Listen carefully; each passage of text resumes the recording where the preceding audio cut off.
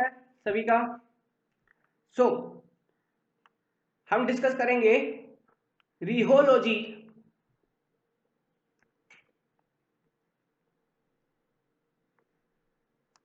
Of fluid.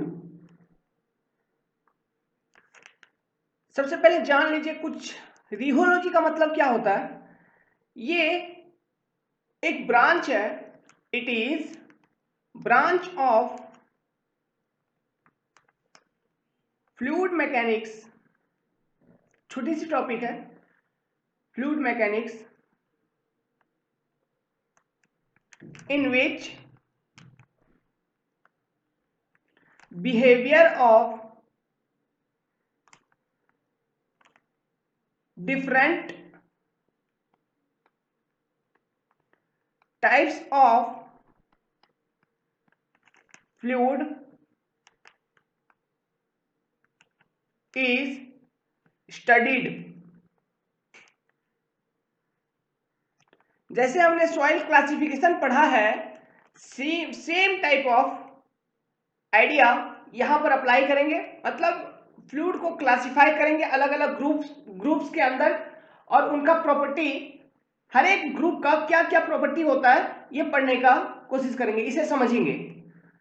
तो ये different types of fluid क्या है, पहले एक टेबल में बना दूंगा, उसके बाद इंडिविजुअली हर एक टाइप ऑफ फ्लूइड को डिस्कस करेंगे। ये टेबल बनाइए, देखिए, लिखिए रिहोलॉजी ऑफ फ्लूइड।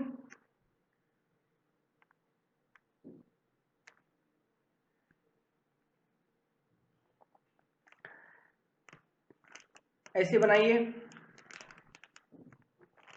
थोड़ा आप लैंडस्केप मोड में बनाइएगा अपने कॉपी पर अगर बना रहे हैं तो। आइडियल फ्लूइड, फिर होगा न्यूटोनियन फ्लूइड,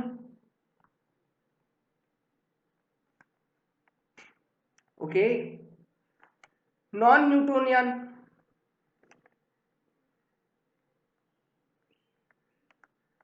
फिर आइडियल बिंघम। ये देखिए आइडियल है, ये भी आइडियल है लेकिन ideal Bingham, plastic fluid, plastic fluid,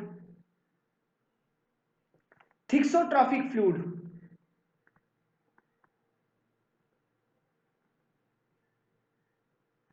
thixotropic fluid. अब देखिए ये नॉन न्यूटोनियन फ्लूइड जो है ना, वो दो टाइप का होता है। एक होता है डायलेटेंट,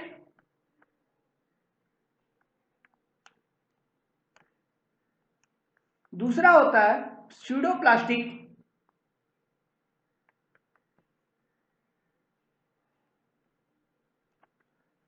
ये जो थिक्सोट्रॉफिक फ्लूइड है ना, ये भी दो टाइप का होता है, जिसे हम कहते हैं ग्रेड 1 थिक्सोट्रॉफिक, ग्रेड 1,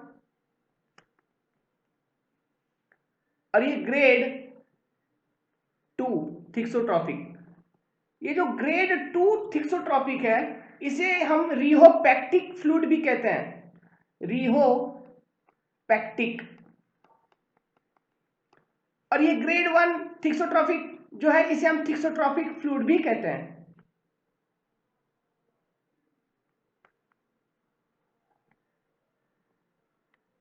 इसको ही थिक्सोट्रॉफिक कहा जाता है, ग्रेड 2 को रिहोपैक्टिक कभी कभी कह देते हैं। यहां देखिए डायलेटेंट जो फ्लूइड है, हम इसे कहते हैं शियर थिकनिंग, शियर थिकनिंग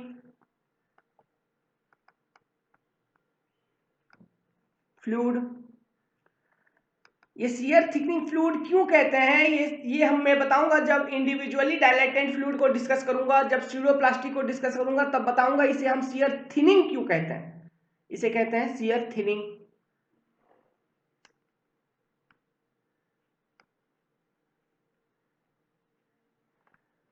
हम ये क्यों पढ़ रहे हैं, हम इसलिए पढ़ रहे हैं कि एग्जाम में जो क्वेश्चन आती है ना, वो ऐसे आती है। मान लो आपको दे दिया वाटर और पूछेगा, ऑप्शन दे दिया water is Newtonian, non Newtonian, rheopectic और डायलेटेंट, टिक लगाइए। आप पहले इनका प्रॉपर्टी जानोगे तब ना आप वाटर को उसके ग्रुप में क्लासिफाई कर पाओगे। अब आपको दे देगा टूथपेस्ट, टूथपेस्ट भी एक फ्लूइड है, ओके, क्योंकि वो भी फ्लो होती है, वो डिफॉर्म होती है। Under application of shear stress. अब पूछेगा वो किस टाइप ऑफ फ्लूइड है, कौन सा फ्लूइड है, कैसे लगाओगे टिक? अगर आपको पता ही नहीं है कि आइडियल बिंघम क्या है, न्यूटोनियन क्या है, आइडियल क्या है।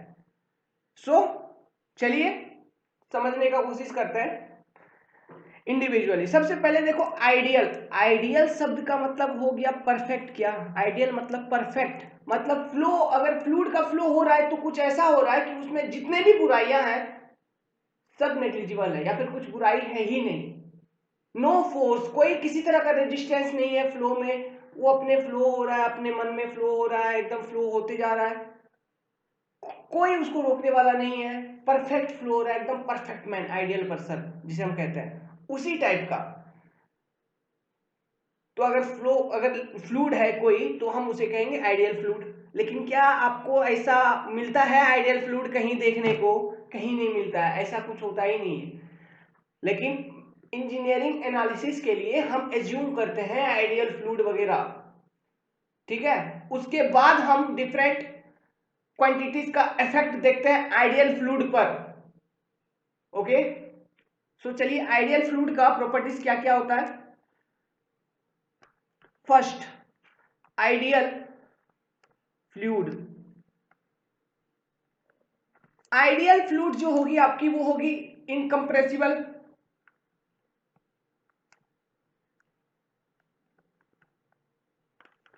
आइडियल फ्लूइड में विस्कोसिटी नहीं होगा तो मैं कहूंगा इसे इनविस्किड। आइडियल फ्लूइड में सरफेस टेंशन नहीं होगी। सरफेस टेंशन क्या है अभी आएगा, ये चैप्टर 1 का ही है, बेसिक्स में ही मैं कवर करूंगा सरफेस टेंशन, बहुत लंबा टॉपिक है। हम देखेंगे सरफेस टेंशन के अंदर कैपिलरी राइज देखेंगे, कैपिलरी फॉल देखेंगे, उसका इक्वेशन भी डिराइव करेंगे, ठीक है। सरफेस टेंशन का डिफरेंट डेफिनेशंस देखेंगे, बहुत देखेंगे, बबल फॉर्मेशन देखेंगे, उसका application, okay, bubble formation, drop formation, jet formation, तो लंबा टॉपिक है, 1 घंटा लेगा, तो वो सरफेस टेंशन अलग कवर करेंगे। अभी याद रखिए, ध्यान में रखिए कि आइडियल फ्लूइड में सरफेस टेंशन नहीं होता है, no surface tension.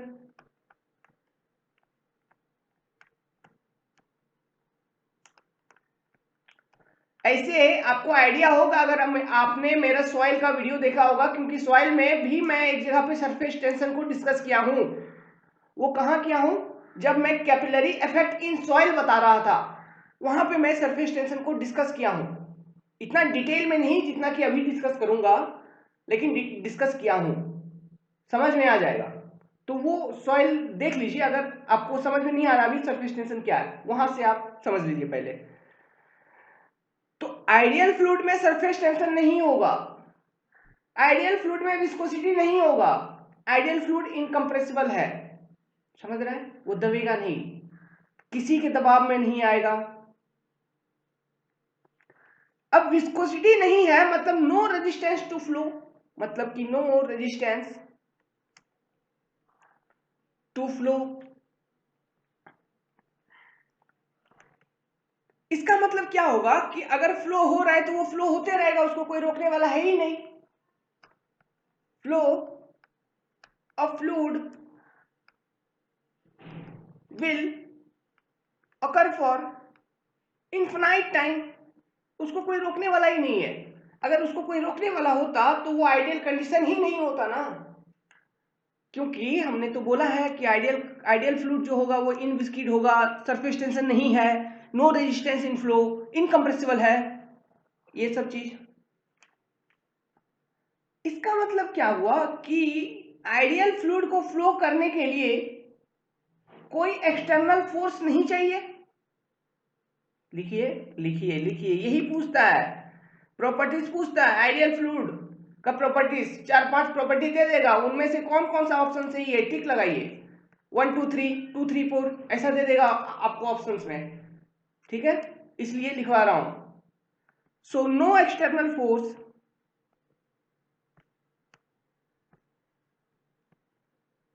Is required for flow, okay. एक बार फ्लो शुरू हो गई किसी तरह से, उसके बाद उसको कोई फोर्स नहीं चाहिए फ्लो होने के लिए, क्योंकि वो फ्लो इन्फिनाइट टाइम तक कंटिन्यू होगी। आपको क्या लगता है इन रियल, मतलब हमारे इस दुनिया में, इस इन रियल टर्म्स क्या कोई फ्लूइड आइडियल होगी? Is any fluid is really ideal? No, ideal fluid होती ही नहीं है। लेकिन एक चीज कहेंगे हम, देखिए मैं एक चीज बताऊंगा अभी, इसे समझाऊंगा।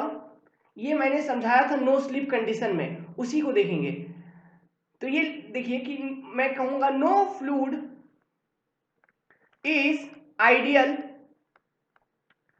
इन real, but flow of fluid में बी आइडियल। ये जो मैं लिखा हूं फ्लो ऑफ फ्लूइड में भी आइडियल, इसे हम यूज करेंगे Euler's energy equation, Euler's momentum equation में जब डिराइव करूंगा वहां पे इस स्टेटमेंट को यूज करूंगा। अभी मैं समझाऊंगा इसे।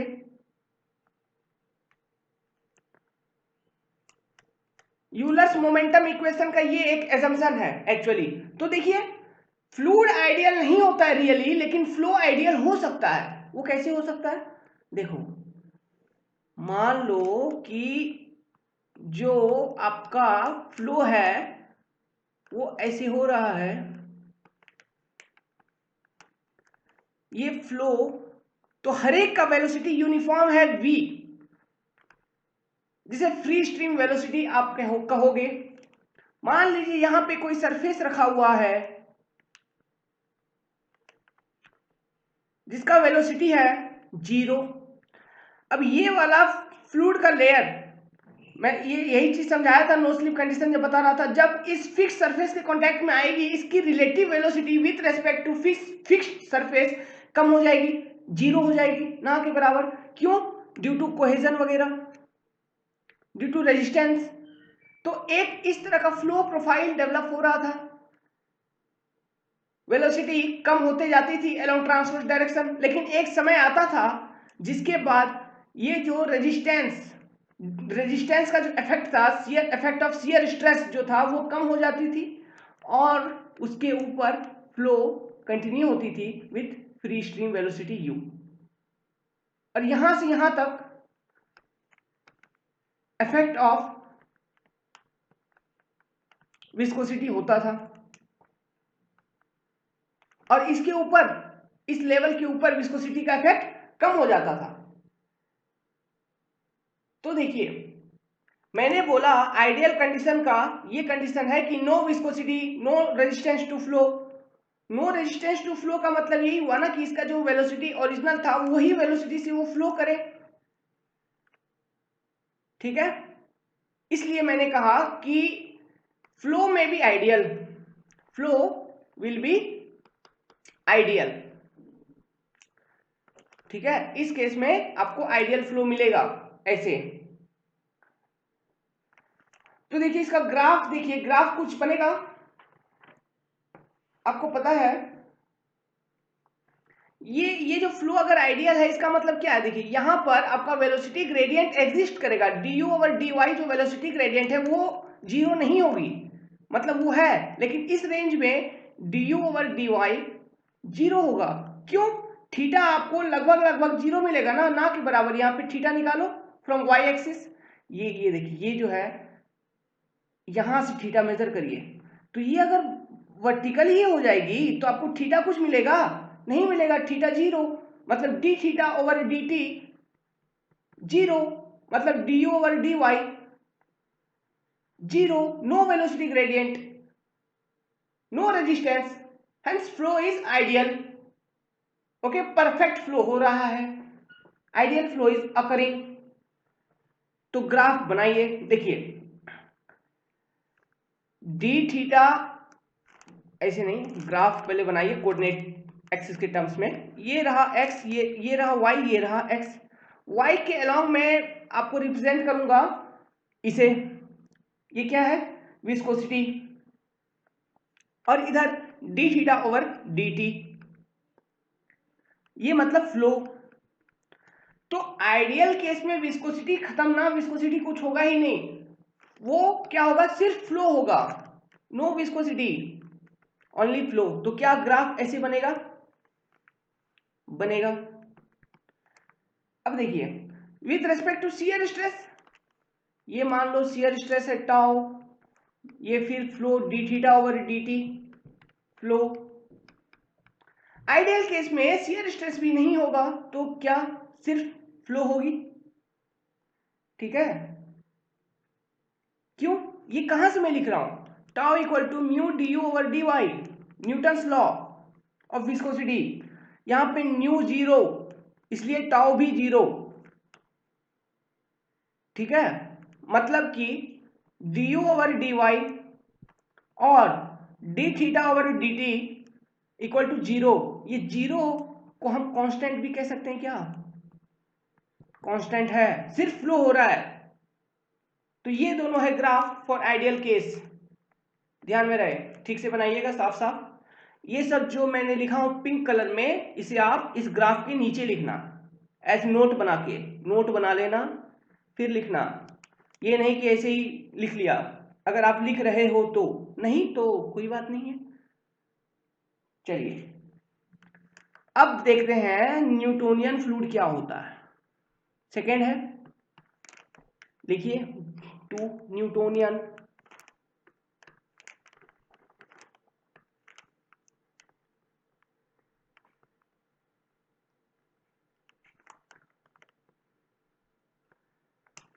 न्यूटोनियन फ्लूइड वो फ्लूइड हुआ जो न्यूटन्स लॉ ऑफ विस्कोसिटी को ओबे करे। Newtonian fluid is that fluid which obeys Newton's law of viscosity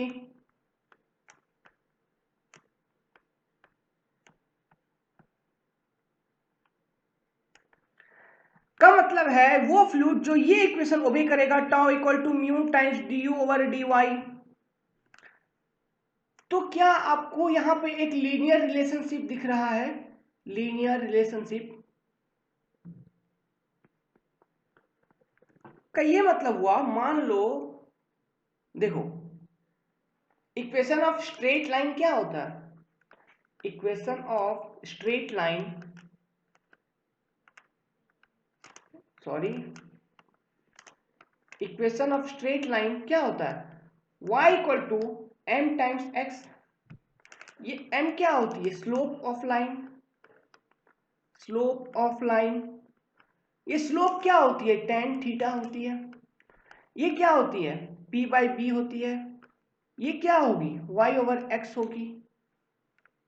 इसको हम ऐसे भी लिख सकते हैं क्या, dy ओवर dx बराबर tan थीटा बराबर y बटा x बराबर m। समझ में आया। तो ये चलिए इसे नोट में लिखिएगा, नोट, ये है इक्वेशन ऑफ स्ट्रेट लाइन। तो यहां tau equal mu d u over d y, ये एक स्ट्रेट लाइन है, एक लीनियर प्रोफाइल है। क्यों, आप शियर स्ट्रेस को y ले लो और इसे आप x ले लो, यही तो है फ्लो। क्योंकि d u over d y होती थी d theta over d t, ठीक है, समझ गए। अब देखिए, तो अगर मैं प्लॉटिंग करूंगा किसके बीच में, शियर स्ट्रेस और d theta over d T के बीच में, shear stress tau, shear stress और इधर flow d theta over d T, इनके बीच में प्लॉटिंग किया तो एक लीनियर लाइन मिलेगा, ओके। और ये जो स्लोप है, ये जो एंगल है, यही तो है म्यू, डायनामिक विस्कोसिटी। अब देखिए सेम टाइप अगर आप प्लॉट करोगे डायनामिक विस्कोसिटी म्यू और फ्लो के बीच में, तो क्या डायनामिक विस्कोसिटी कांस्टेंट है, okay, dynamic viscosity is a constant. क्योंकि लीनियर लाइन है ना, ये लाइन लीनियर है, तो लीनियर लाइन का स्लोप क्या होता है, कांस्टेंट होता है। तो इस फ्लो में डायनामिक विस्कोसिटी कांस्टेंट होगा। तो ये फ्लो, ये जितना डिटेल में बताया, इस टाइप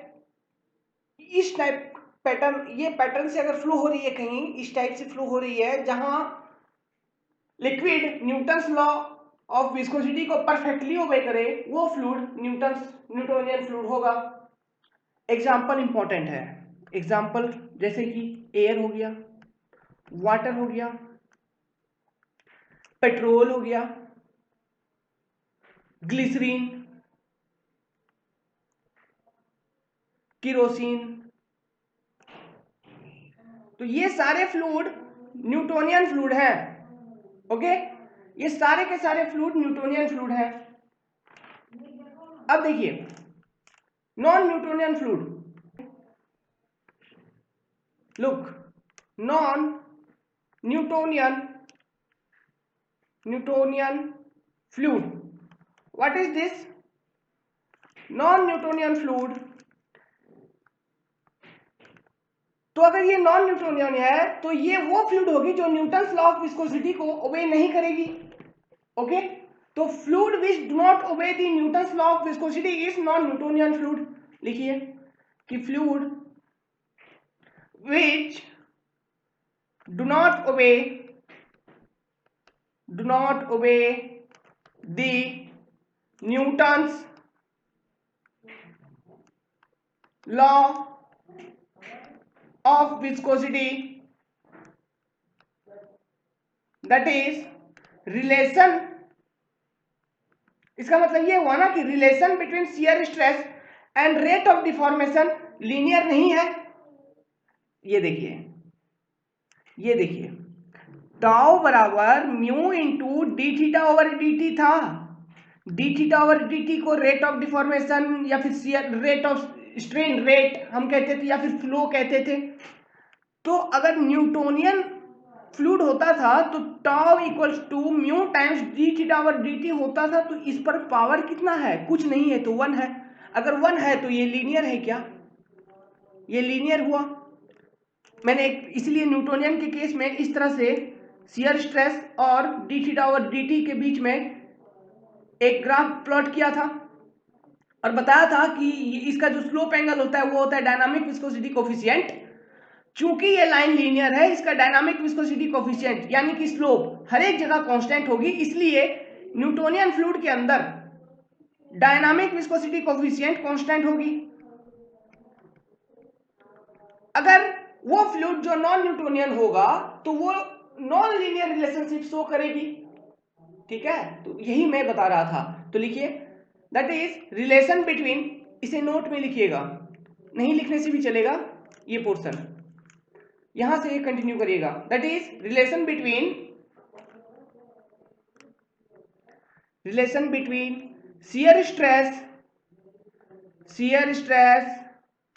एंड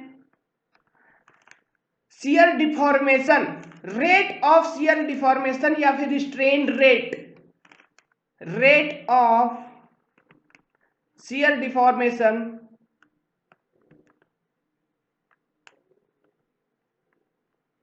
और strain rate is non-linear. Okay, so this is the definition for non-Newtonian fluid. So if it is non-linear, then how the equation can be written? Tau will be mu times, let it be some constant, let us assume some constant, let it be a. Tau will be a times d theta over dt power n, and n will be greater than 1. Okay, that is non-linear. It not greater than 1 if n is not equal to 1, it will show the non-linear relationship. अगर n 1 के बराबर नहीं है तो non linear relationship होगा। कहने का मतलब है n 1 से ज्यादा हो सकता है, n 1 से कम भी हो सकता है, तो दोनों केस में नॉन लीनियर रिलेशनशिप मिलेगी। तो नॉन न्यूटोनियन फ्लूइड मैंने दो टाइप का फ्लूइड बताया था, एक बताया था डायलेटेंट, दूसरा बताया था स्यूडोप्लास्टिक। चलिए अब देखते हैं डायलेटेंट फ्लूइड क्या है। जिसे मैंने बताया था शियर थिकनिंग फ्लूइड, वो क्या है, कैसे होती है, सबको डिटेल में समझेंगे। देखिए डायलेटेंट, हेडिंग दीजिए 1, डायलेटेंट, डायलेटेंट फ्लूइड और शियर थिकनिंग फ्लूइड। ये शियर थिकनिंग फ्लूइड लिख लीजिए, ऐसे मैं कॉन्सेप्ट बता दूंगा अभी। तो मैंने बताया ये जो इक्वेशन फॉलो करती है, ये फॉलो करती है टाउ इक्वल्स ए टाइम्स ए, कोई एक कांस्टेंट है, D theta over d T, non linear relationship follow करती है, एन नॉट इक्वल टू 1। तो डायलेटेंट फ्लूइड के केस में ना हम n को जनरली 2 से अधिक एज्यूम करते हैं। Okay, n is assume to be greater than 2। अभी मैं एक एग्जांपल बताऊंगा आपको, एक समझाऊंगा, उसमें समझ में आएगा। तो n को मान लो आप लगभग 2 से ज्यादा।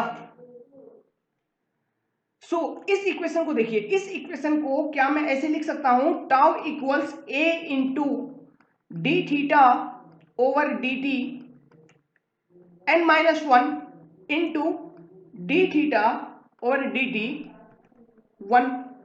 मुझे लीनियर रिलेशनशिप बनाना है किसी तरह से, मैं इस इक्वेशन को ऐसे एक्सपेंड कर सकता हूं।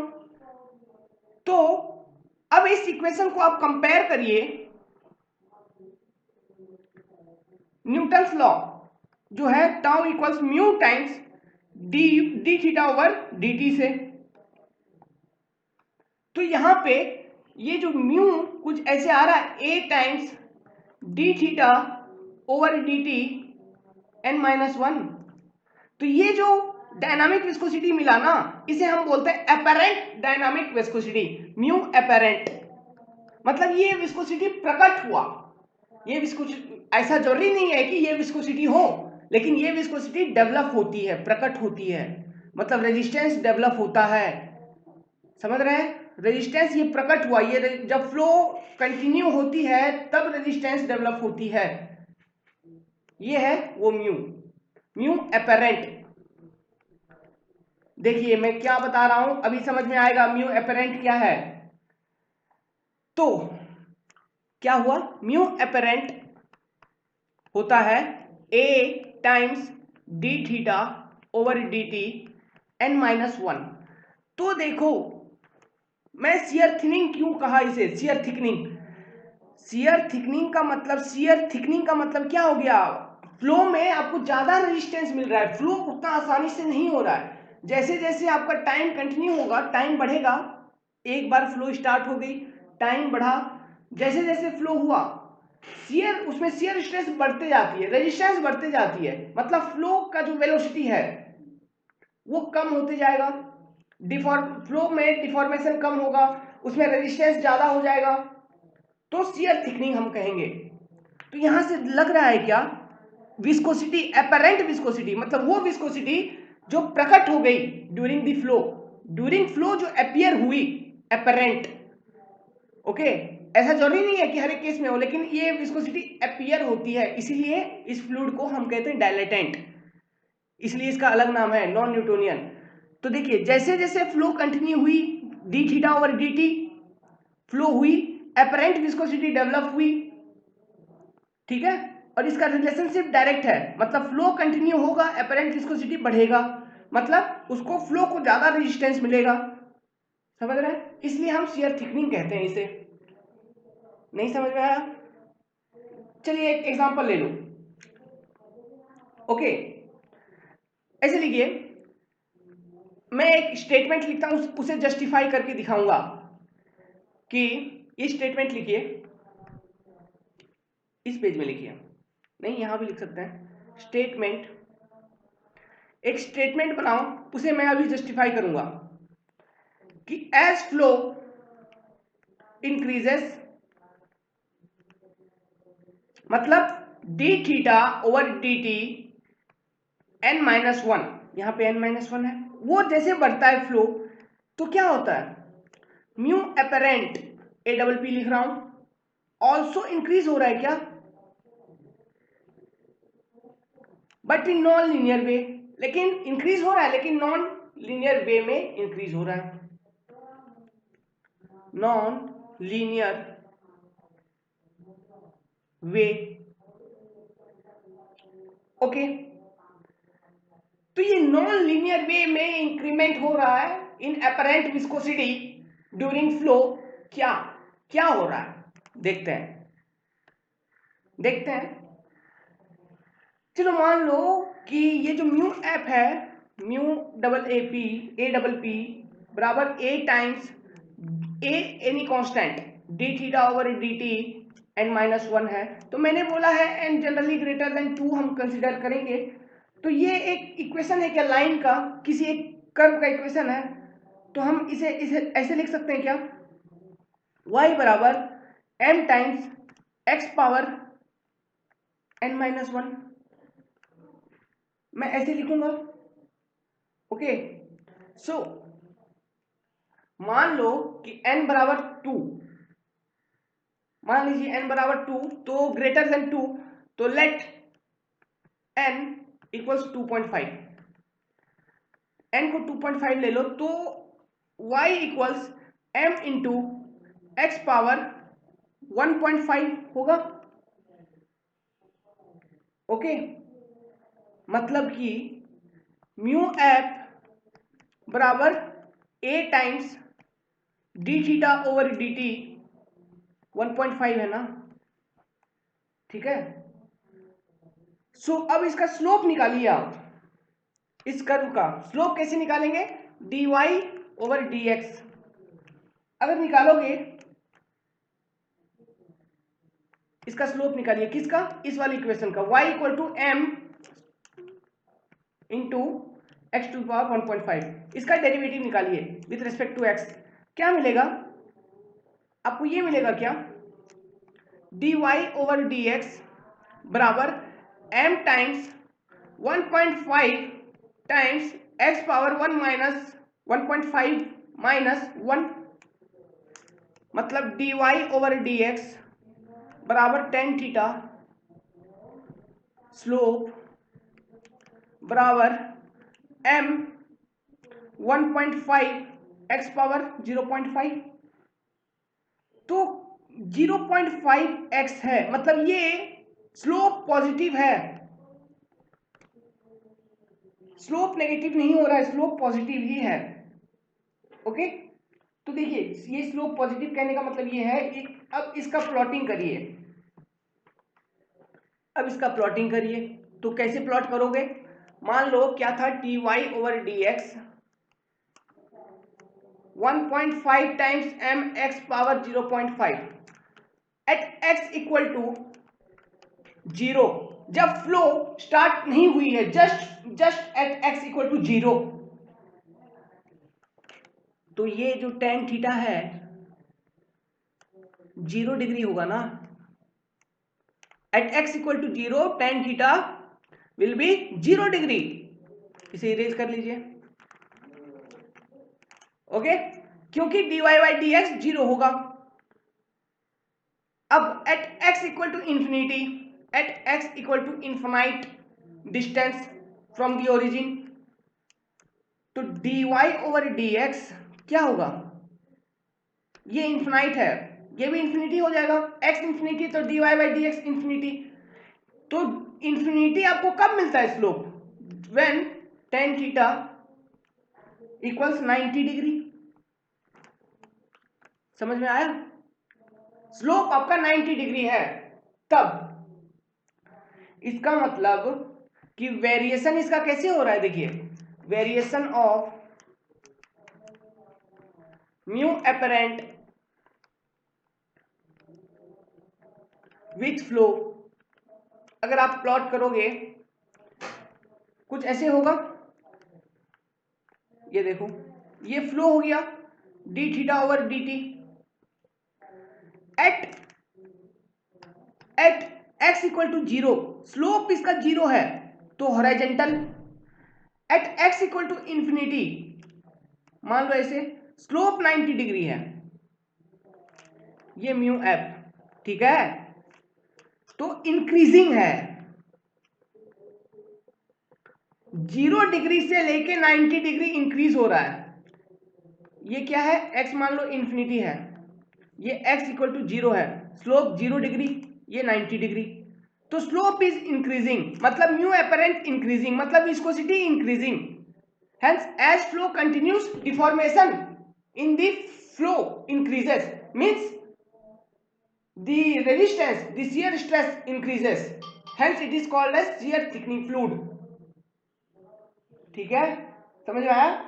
इसे लिखिए क्यों ये shear thickening fluid है। सो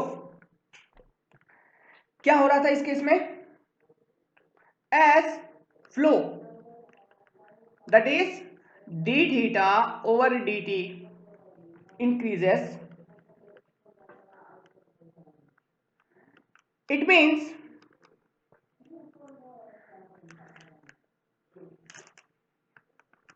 ऐसे लिखिए, एक कलर थोड़ा चेंज कर लेता, हाँ, इसका मतलब क्या हुआ, जैसे फ्लो इंक्रीज हो रहा है, मतलब d theta by D T increase हो रहा है, करस्पॉन्डिंग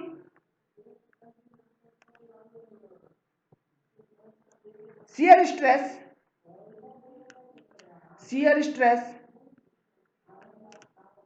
is also increasing, ये भी इंक्रीज हो रहा है।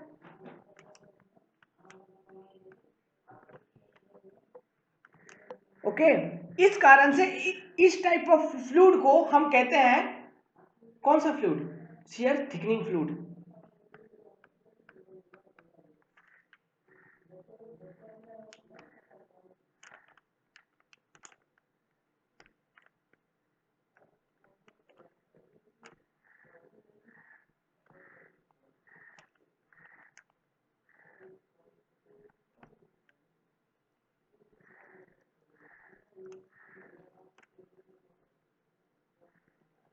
ठीक है, प्रूव कर दिया कि ये फ्लूइड shear थिकनिंग फ्लूइड क्यों है। अब देखो,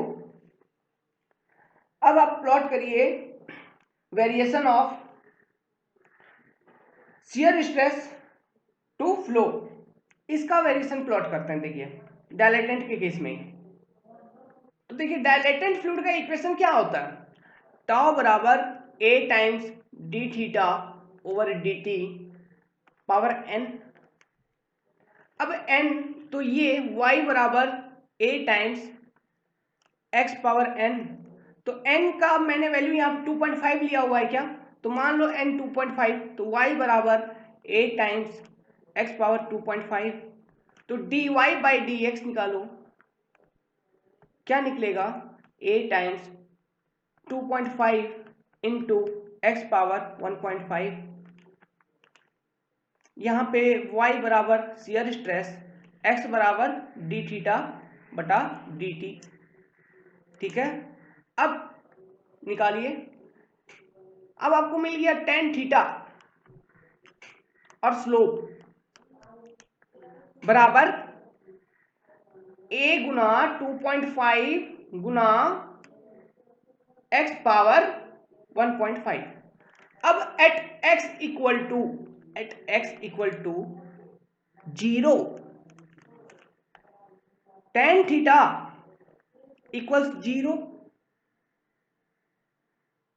okay, at x 0 tan theta 0। Similarly at x equal to infinite tan theta will B 90 degree.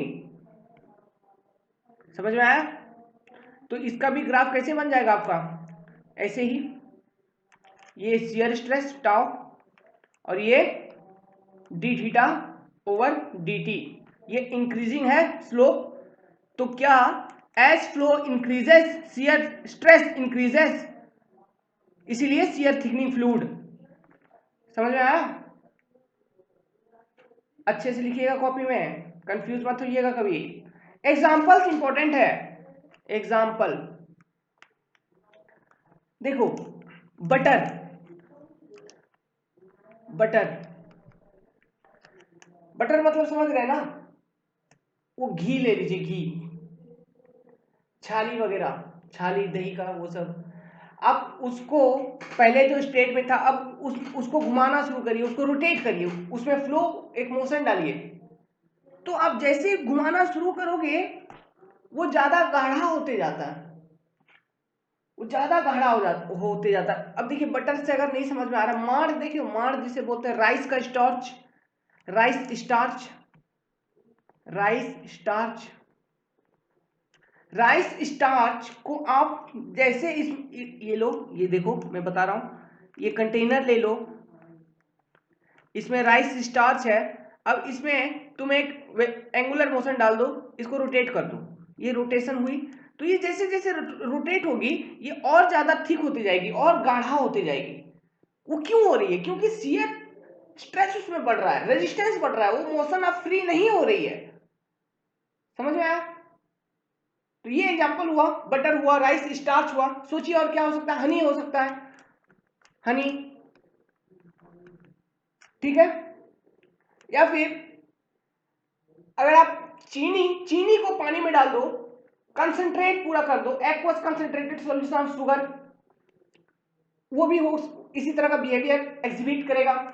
लिखिए, ये सब एग्जांपल सब पूछे हुए हैं इसलिए मैंने लिखवा दिया। बहुत होते हैं लेकिन ये जो है फ्लैगशिप एग्जांपल है।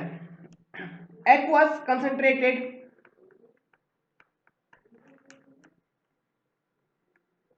सॉल्यूशन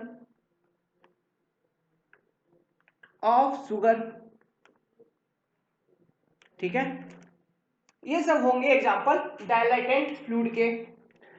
अब देखिए नॉन न्यूटोनियन फ्लूइड में और एक फ्लूइड था स्यूडोप्लास्टिक, हेडिंग दीजिए 2, स्यूडो प्लास्टिक फ्लूइड। ये स्यूडो प्लास्टिक फ्लूइड क्या थी, क्या होती है? देखिए आपको तो पता नहीं है, मुझे बताना है। टाउ बराबर a, non linear relationship again, d theta बटा d t over n, n not equals to 1, but in this case we consider n less than 1। N को एक से कम लिया जाता है जनरली, मतलब एन का जो वैल्यू इन स्यूडोप्लास्टिक रेंज लाई करेगा वो करेगा 0 to 1, डायलेटेंट के केस में ग्रेटर देन 2। सो इस इक्वेशन को एक्सपेंड करने के बाद मैं ऐसे लिख सकता हूं, ए गुना डी थीटा बटा डी टी एन माइनस 1 गुना डी थीटा बटा डी टी 1। इसको मैं कंपेयर करूंगा टाउ बराबर म्यू टाइम्स डी थीटा बटा डी टी से। तो यहां से मुझे म्यू एपरेंट मिल जाएगी फिर से, मतलब वो विस्कोसिटी जो फ्लो में डेवलप होती है, प्रकट होती है, ठीक है। एपरेंट विस्कोसिटी म्यू एप मुझे मिल जाएगा ए गुना d theta over d t n minus 1। अब देखो लेट एन को मैंने बोला लेस देन 1, तो लेट एन इक्वल्स 0.5। तो म्यू एपरेंट और फ्लो के बीच में हम रिलेशनशिप पहले डेवलप करेंगे। तो देखिए म्यू एपरेंट को मान लो y a गुना x, मतलब flow along flow, n minus 1 मतलब माइनस 0.5, ओके। ये माइनस 0.5 आपको मिला है सर। अब इसका स्लोप निकालिए, dy ओवर dx कितना निकलेगा? Minus 0.5 times m x minus 0.5 minus 1, मतलब dy बाई डी एक्स कितना निकल गया? Minus 0.5 m x minus 1.5। देखो dy ओवर डी एक्स जो आया वो आया माइनस 0.5 m x माइनस 1.5, मतलब कि ऐसे लिख सकता हूं minus 0.5 m over x to the power 1.5। ये मिला आपको slope. Now if x equals 0, dy over dx बराबर 1/0 बराबर infinity, that is tan theta बराबर 90 degree. If x equals infinity तो dy by dx equals 1 by infinity which equals 0, that is tan theta बराबर 0 degree. ध्यान से 10 बार देखिए या फिर 10 बार कॉपी में लिखिए और समझिए। एंगल पता है ना, 1 बाई इंफिनिटी मतलब एक को आप बहुत बड़ा नंबर से डिवाइड करोगे तो वो कितना होगा, 0 के बराबर होगा, ठीक है। और एक को 0 से डिवाइड करोगे तो 0 तो बहुत कम है ना, तो 0 से डिवाइड करोगे वो कितना बड़ा नंबर आएगा, बहुत बड़ा नंबर आएगा, तो इंफिनिटी उल्टा है बस, ठीक है। अब देखिए, तो अगर मैं इसको प्लॉट करूंगा तो कैसे प्लॉट करूंगा, म्यू एपरेंट और फ्लो के बीच में, ये देखो ऐसे कर सकता हूं क्या, ये करूंगा म्यू एप, ये करूंगा flow d theta over d T. जब फ्लो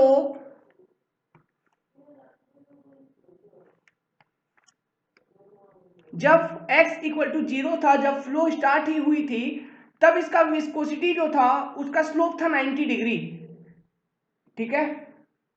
तो 90 डिग्री आपको कैसे मिलेगा, ऐसे मिलेगा, ये 90 डिग्री, ठीक है, ये आपको मिला 90 डिग्री।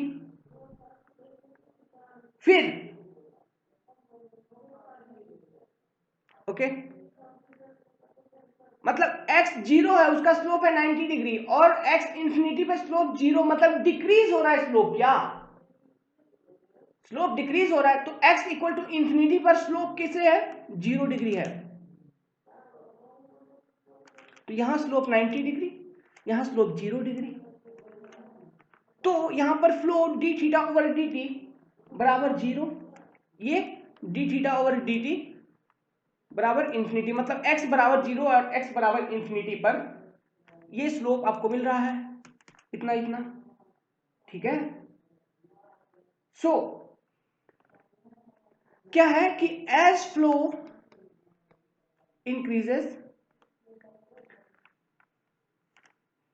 म्यू एप डिक्रीजेस, ठीक है। तो विस sorry very much, so viscosity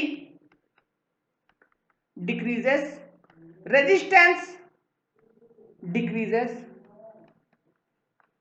कह सकते हैं ये सारे चीज डिक्रीज कर जाते हैं।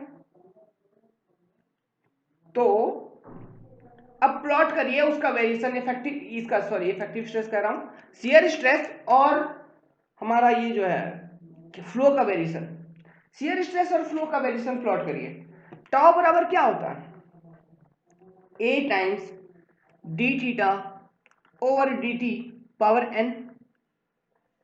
देखिए इन सब चीजों को समझने में 1-1 घंटा लग रहा है, तो फ्लूइड मैकेनिक्स तो कितना बड़ा है पता तो है, लेकिन तो बहुत टाइम लगेगा, पेशेंस मत खोना, आराम से समझिए, अगर एग्जाम निकालना है तो बने रहिए मेरे साथ। वेल देखिए, तो टाउ बराबर a into A is any constant d theta over D D T, तो n का वैल्यू मैंने 0.5 एज्यूम किया है, ओके, n का वैल्यू 0.5 एज्यूम किया है, तो y बराबर mx 0.5, तो dy ओवर dx का वैल्यू निकालो, dy ओवर dx का वैल्यू निकालोगे 0.5 टाइम्स mx पावर माइनस 0.5, तो एट x इक्वल्स 0, जब x 0 है तो स्लोप क्या है 90 डिग्री, तो if at x equals infinity तो स्लोप कितना है 0 डिग्री, ओके। सो ये देखिए, इसको हम कैसे प्लॉट कर सकते हैं,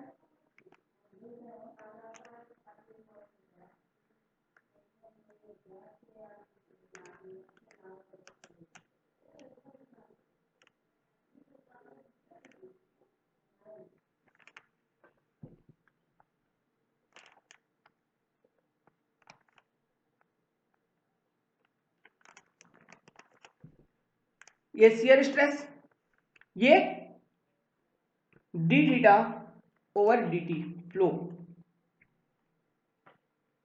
ये स्लोप 0 डिग्री, ये 90 degree.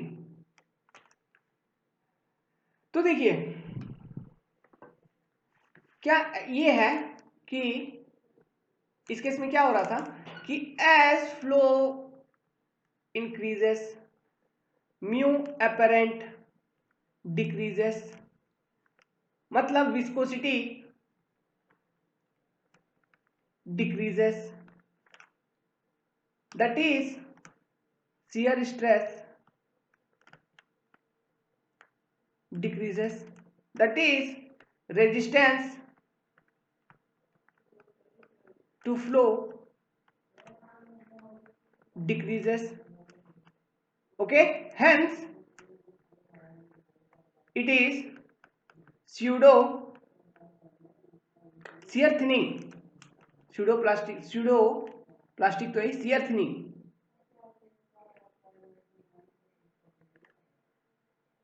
shear thinning fluid.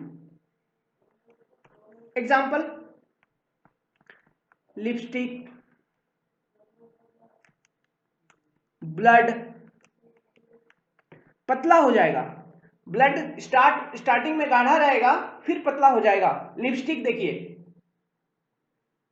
Lipstick का बार देखें आप, लिपस्टिक ये तो देखा ही होगा सब, तो वो देखिए अब आप उसको खोल के रख दो बाहर, वो क्या होगी, पिघलना शुरू हो जाएगी, जिसे हम कहते हैं ना पिघल जाती है, वो क्या होती है, वही है shear thinning. Okay, lipstick, blood, nail polish,